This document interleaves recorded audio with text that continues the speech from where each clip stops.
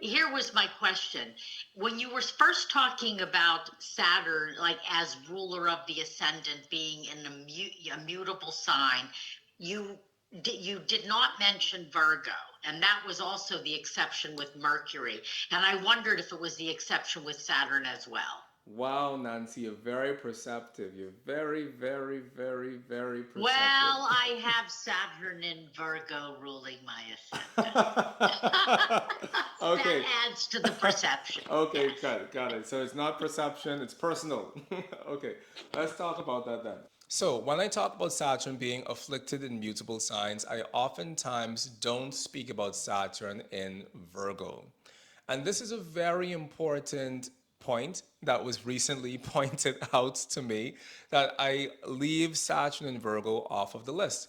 And the reason for that is a reason that I think is at the heart of traditional astrology, and it is, we have to understand planets on their own terms.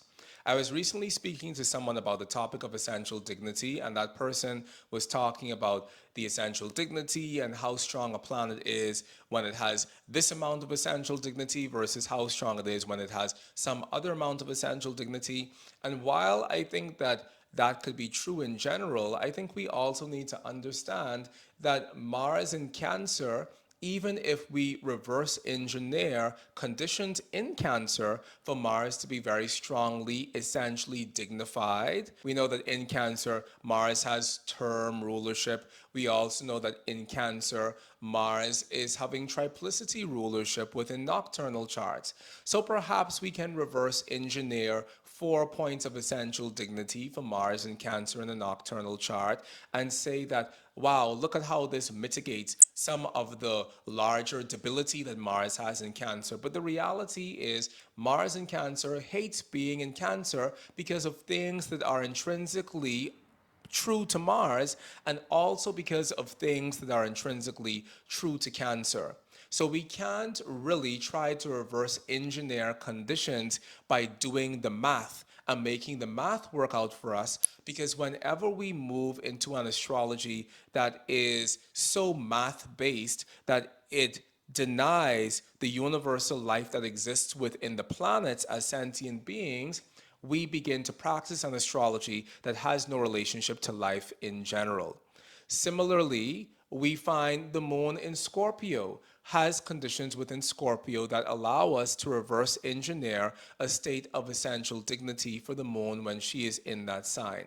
However, it doesn't matter the sort of circumstantial essential dignities we can find for the moon when she's in the sign of Scorpio, because the overarching reality is that the moon hates being in Scorpio because of things that are intrinsic to her as a planet and because of things that are intrinsic to Scorpio as a sign.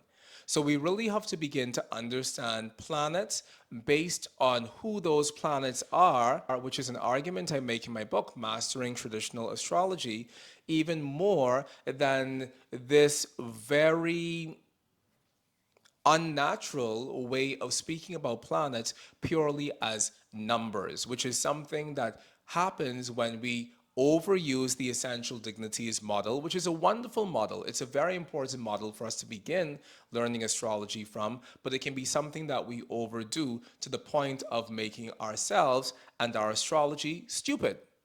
Now, specifically regarding Saturn in Virgo, Saturn hates being in all of the mutable signs. However, Saturn seems to function better when in Virgo than when Saturn is in any of the other mutable signs.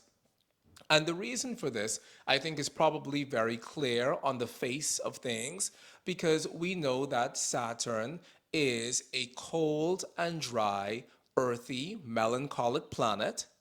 And we know that Virgo is a cold and dry, earthy, melancholic sign. So it stands to reason that the nature of Saturn is supported when Saturn is in any of the three earthy signs, whether Saturn is in fixed Taurus, whether Saturn is in mutable Virgo or whether Saturn is in cardinal Capricorn. It stands to reason that in any earth sign, Saturn is going to flourish and do well because, one, we do not find any of Saturn's major essential debilities in any of the earth signs. Saturn isn't in detriment in any of the earth signs. Saturn has his detriment in Cancer and Leo. Saturn isn't in fall in any of the earth signs. Saturn has his fall in Aries.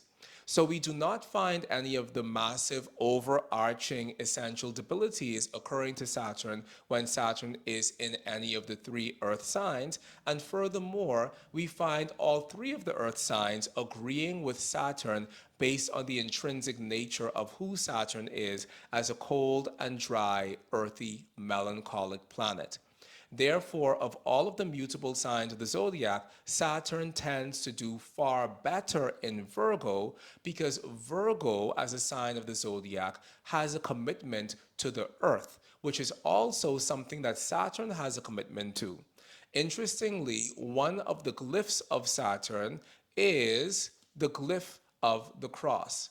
And the cross is the foundational glyph that we find used to represent the earth within a lot of our alchemical and astrological systems. And as a result of that, all of the earth signs having this cross as their glyph, they all correspond with Saturn because the ancients sometimes used Saturn to replace the glyph of the earth because for them, Saturn was just as much a god of the earth as we consider the earth glyph to be representative of the earth as well. Therefore, Saturn and all of the earth signs have something in common, and that's why Saturn thrives within Virgo, whereas Saturn has a fundamentally very challenging time within any of the other mutable signs of the zodiac.